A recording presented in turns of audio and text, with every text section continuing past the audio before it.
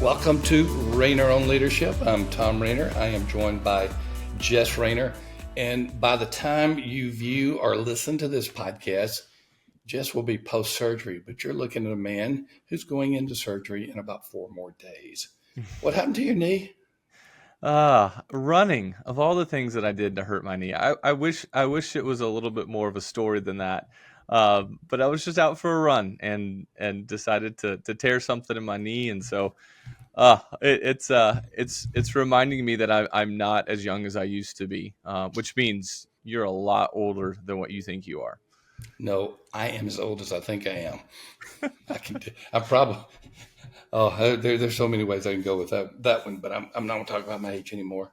So yours is kind of a boring type of injury. You're out on your in-laws farm, kind of running around, and fortunately you had your phone, and fortunately your mother-in-law picked up on the phone. So those were Yes. good things. But your oldest brother, he hurt his knee because a church member ran over him in the parking lot. That's a whole other story. Absolutely. Yeah. I was out with the cows and the sheep. He was into the parking lot with church members. So, well, Oh, I guess sheep in both regards, just two different two different stories there. that's a good point. So we're going to be talking about the nuts and bolts of starting a new church site, and just to kind of stay with us on this, because many church leaders do not really think that they're big enough, or they have the resources, or that they don't know how to start a new site. That's what we're going to be talking about on this podcast. So stay tuned for it. First of all, let's thank our sponsor, California Baptist University. If there is a chance to get some undergraduate or graduate education, they offer dozens of these at the graduate level and undergraduate, all kind of degrees. There could be computer programming, it could be ministry based, it could be undergraduate, it could be graduate, and they offer more than 3 dozen of them online. And they offer them in 8-week modules, which means you can go stop, or take at whatever pace you want to either complete a degree or just to get some extra training. And just check them out. We've been on their campus. It's beautiful. But if you cannot go to Riverside, California, you can certainly visit them through the internet and to take courses there. Great Christian organization, great academic school as well. And you'll get a really good degree for your student, for yourself, whomever the case may be. Well, Jess, let's talk about the nuts and bolts of starting a new church site. Hey, before we do that, I always want to get caught up with you, even though it seems like you and I get to talk more when we have a scheduled meeting as opposed to just in life. And Yeah. I know that you have seen a great response and demand for craft book publishing. And just before we get into that, talk to us about what's going on with craft book publishing. Yeah, it's cool to see just the way the publishing industry is changing, still changing.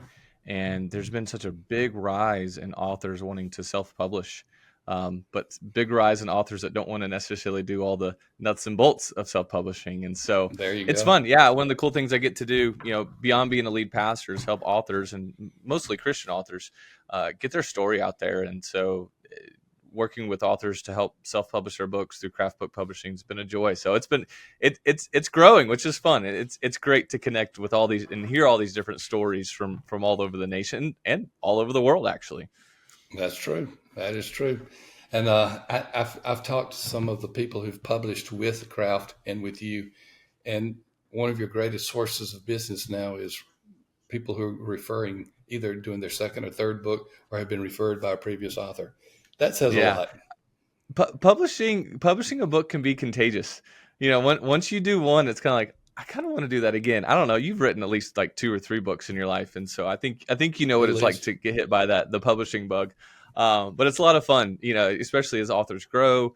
And really, for a lot of authors, like, if I can just get that first one out, it's true. If you can just get that first one out, you actually grow as an author, and your second and third, fourth book become easier, and I think it becomes a more enjoyable process. But yeah, it's a blast. I really enjoy working with authors through craft book publishing.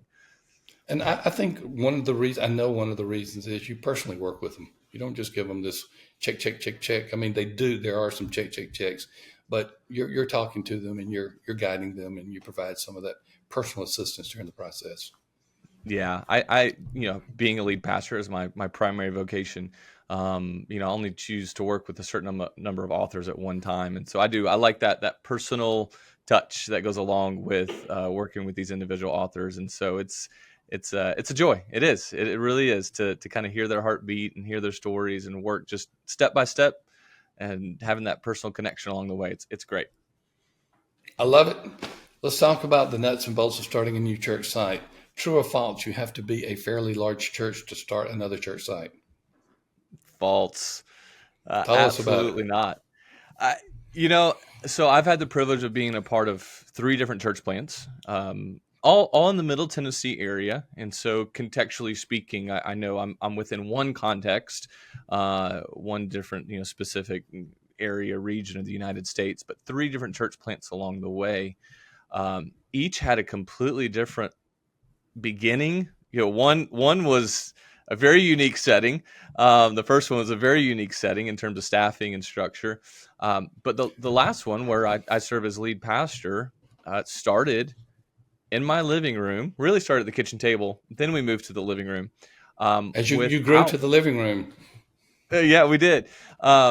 Without a sending church. And so we did not have that quintessential large church with a large budget, with a formulated launch team ahead of time. We started from scratch, from day one, reaching people and slowly building a launch team. And so, yeah, this idea that church planning, you have to have a ton of resources, you have to have all this backing. Does it help? Absolutely. But you don't have to. And so I think a lot of church leaders don't understand that this process can start small and start well. And that's the main thing, is starting well no matter what size you are. But yeah, absolutely, it's false. I lived it. I started in my living room. well, go back to the first two. That was number three. The first one was started in a theater. That's part of Mm-hmm. it. Yep. And all of the church staff had to raise their own support. Well, the ones that wanted to get paid. So that's what Okay, I'm there saying. you go. It was a very, very unique staffing structure.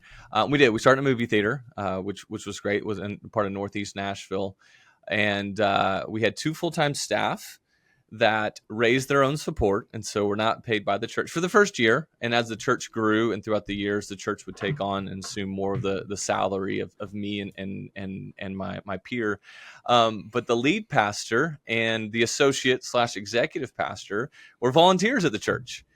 And so you had four of us on staff. Eventually, it became five, and we added a worship pastor down the road. But we had four of us on staff. Two were volunteer, two were paid not by the church, and That's so it was crazy. it was it.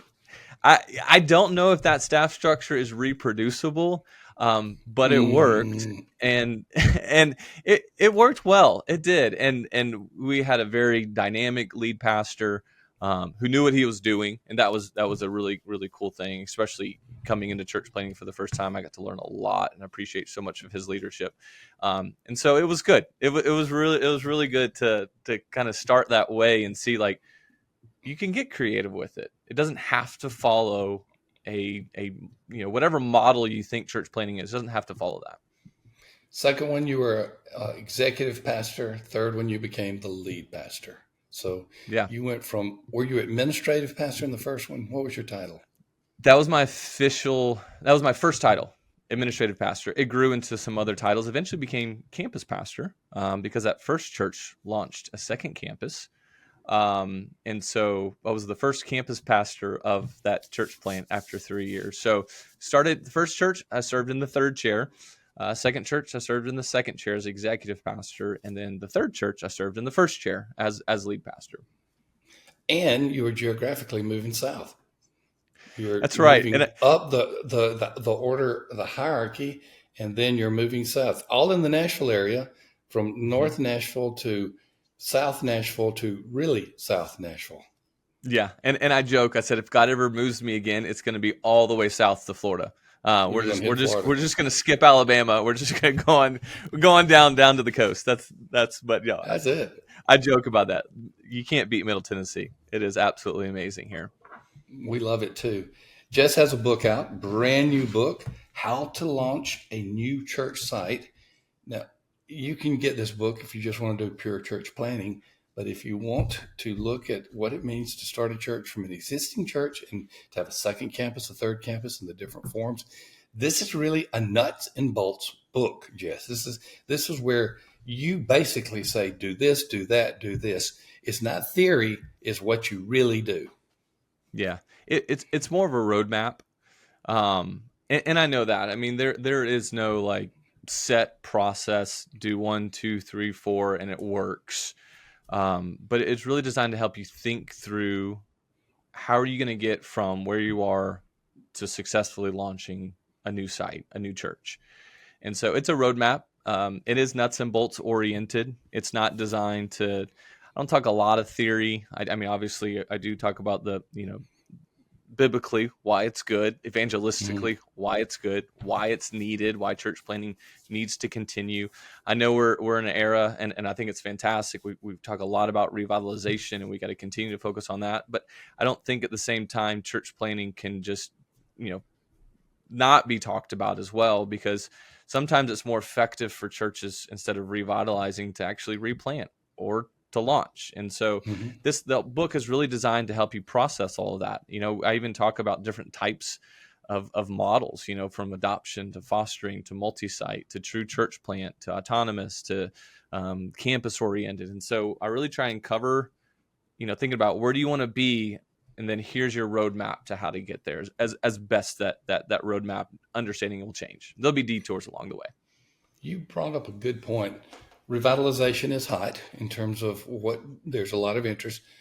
Church planning was 15, 20 years ago, the topic, and now revitalization is. We don't want the pendulum to swing too much. We've got to be birthing some babies as we're trying to keep some adults alive.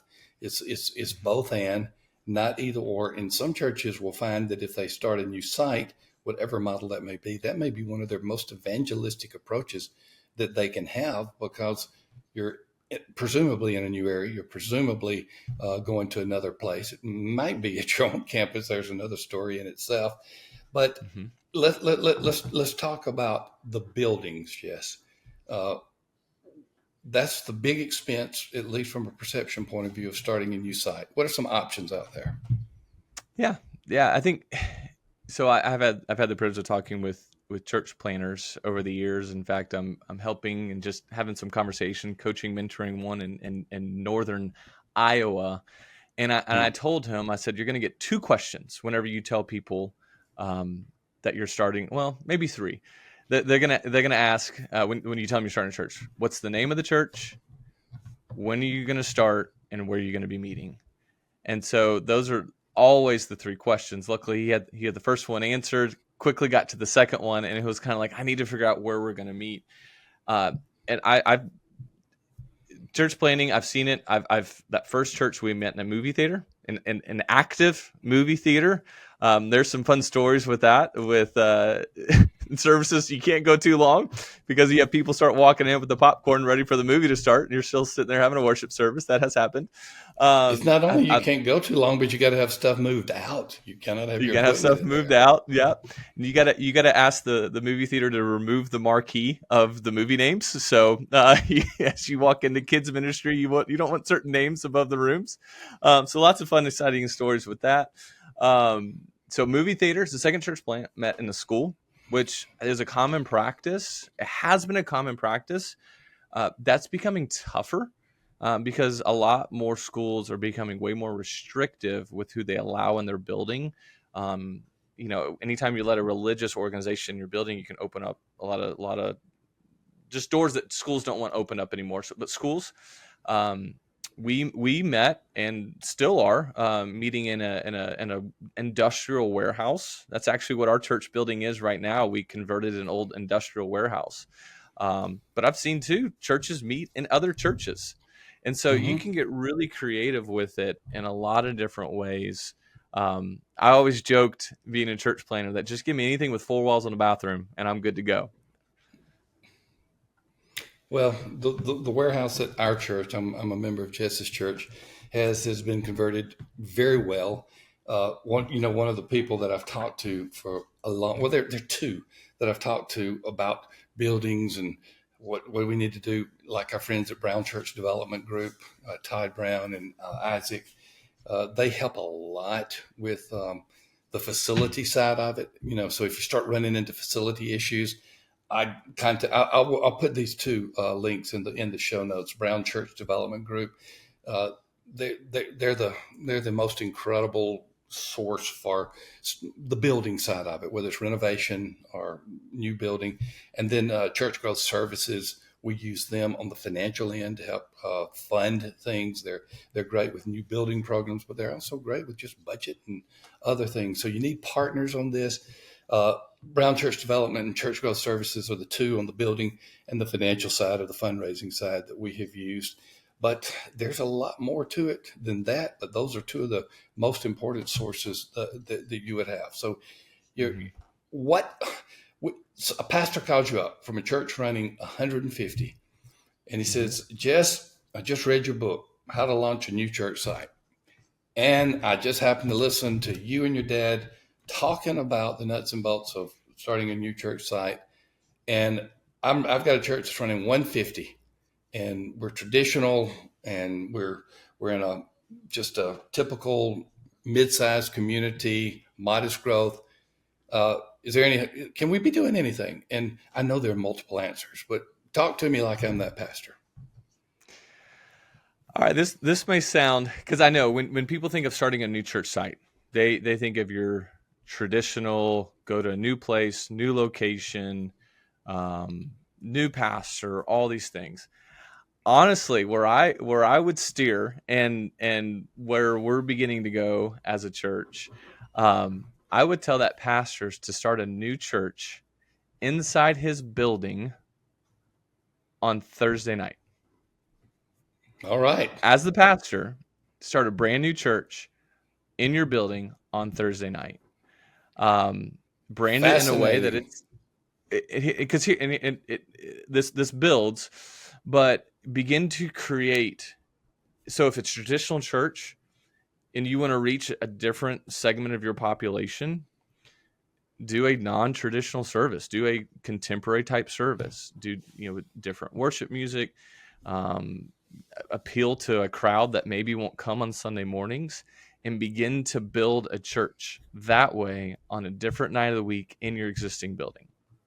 Then, okay, and Friday and Saturday are kind of left out because there are all kind of things that could happen on a weekend. Now, if you're in the state of Tennessee, you've got NFL, you've got college, you've got all kinds of sports going on, especially in Middle Tennessee. But I interrupted you. Go on.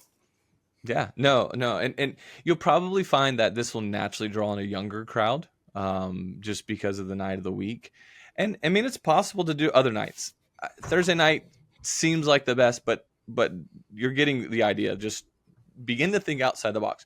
Then grow your leaders in that. Grow it from, who maybe as the lead pastor, you ideally you would have someone else that would be the number two person, or maybe the someone else who's almost acting as a campus pastor already, that they're overseeing the service, they're overseeing the assimilation, the follow-up, they're overseeing the volunteers of that, and then begin to grow the service or the church that way. We'll call it the church, with the intent of eventually launching it out and finding a second location. So you maybe think $150, like $150 people, we're not going to have a lot of money to be able to go and pay for another facility and to pay for another staff. Again, you can begin to think differently with this and begin to think of ways. How do you reach your community with where you are? How do you begin there? You're not building a new building. You're there. You're not. You may have to do some renovate. You may need to call up Brown and Church Growth Services to do some reconfiguring, but you're not going out and buying a new building.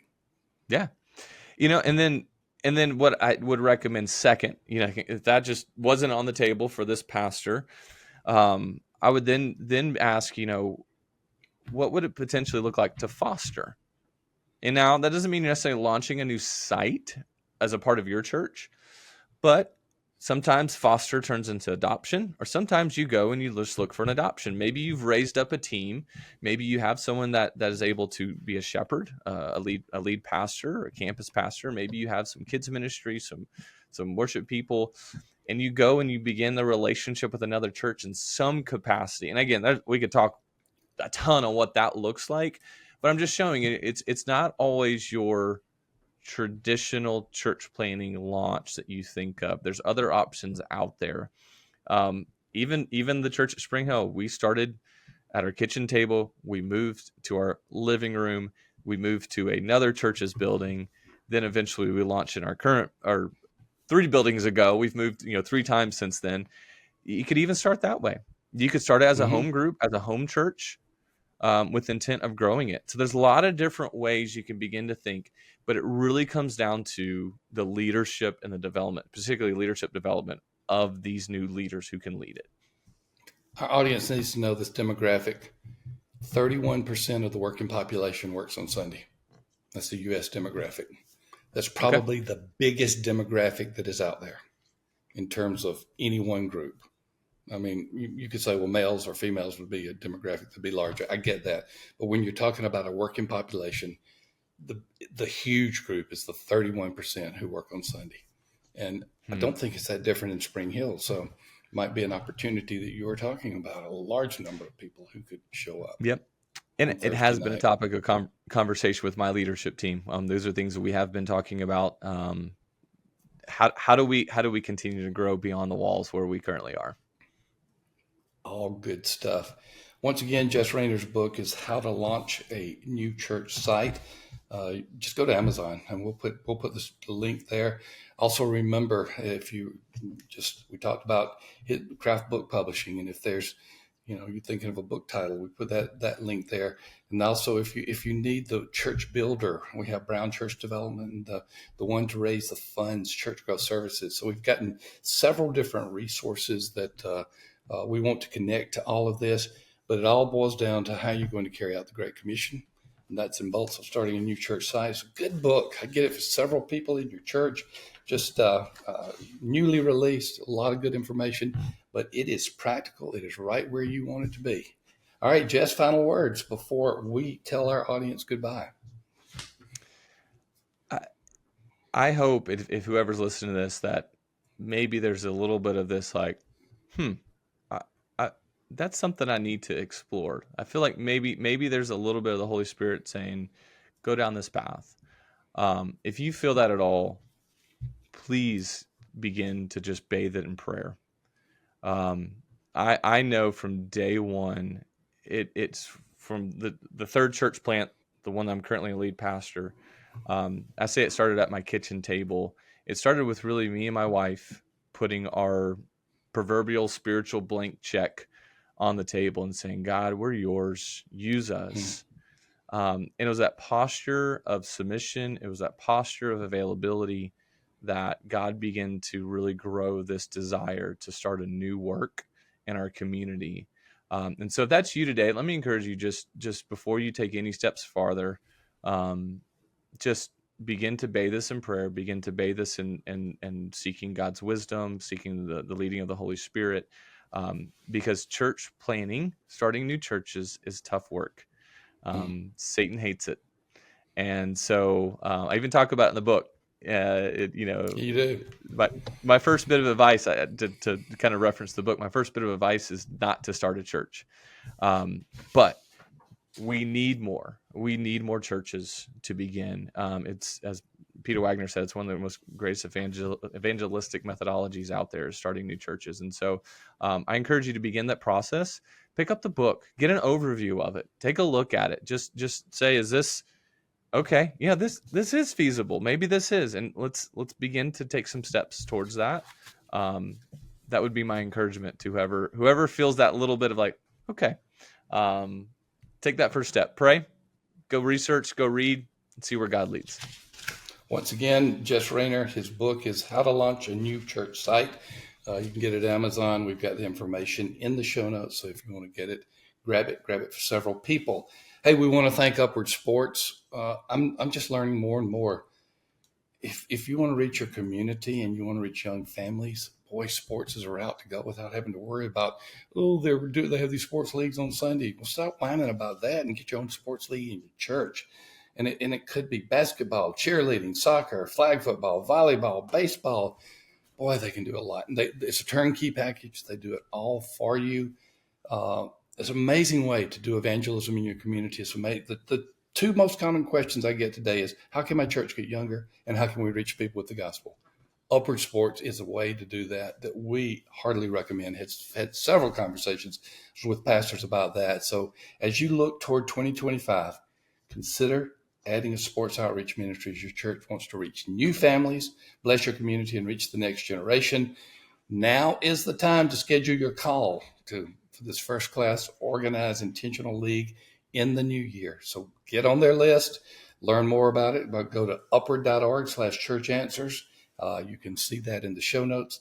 They'll be ready to talk to you, and you will have an outreach ministry for your community ready to go. As always, Jess, thank you. My prayers for the surgery that is coming up. I guess I will be there, maybe not in the room, but close by when that is I hope taking you're not in place. the room. I don't want to be in the room. Let the doctors handle this one. I know you're a No, doctor. You're not that kind of doctor. I'm the doctor that can't help anybody. Thank you, as always, for being a part of Rainer on Leadership. Give us a rating and review at your favorite podcasting app. Subscribe to us on the podcast channel, or at least give us a thumbs up. And we're happy to provide this ministry to you. We want to provide it to many others. That's why we thank our sponsors for what they do. Thank you, Upward and California Baptist. And thank you, Jess. We're going to be reaching more people for Christ by new church sites. See you in the next episode.